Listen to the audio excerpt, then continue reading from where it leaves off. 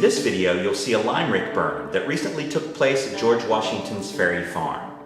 Here's expert artisan Kenneth Tappan to explain exactly what a lime rick is. A lime rick, in essence, is a bonfire. We need to have a layer of wood using about 6-foot poles running towards the center where we have a wick, which is dry brush, sticks, and kindling, stuff that really burns. The first layer of wood is about 3 foot, 3.5 feet high. We'll put a layer of shell, another layer of wood, and more shell on top, and light the whole thing up from the top. It burns down, catches everything on fire. I know there's about 4 cords of wood, and that's just cordwood. It's not counting the stumps for the base or even the poles themselves. I believe there's probably close to about 150 poles probably in there.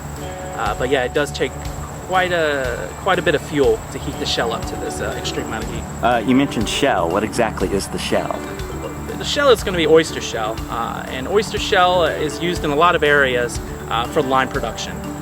In areas where you don't have access to limestone, in coastal Virginia, that's a lot of places. That's what they're using in this time period. And so how hot does a lime rick need to burn, and for how long?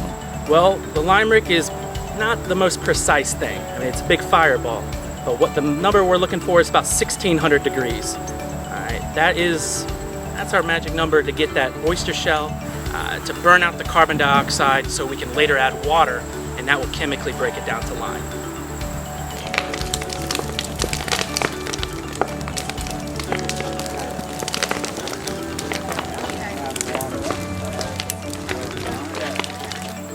In the 18th century, what was lime used for?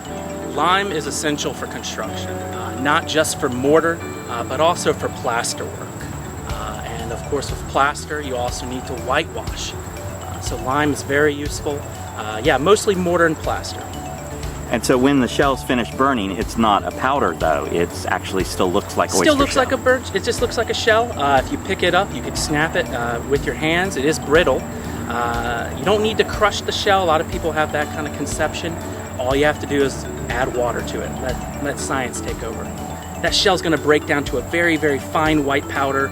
We add sand to that in equal parts, a little bit of clay, a little bit of brick dust, and there's your mortar.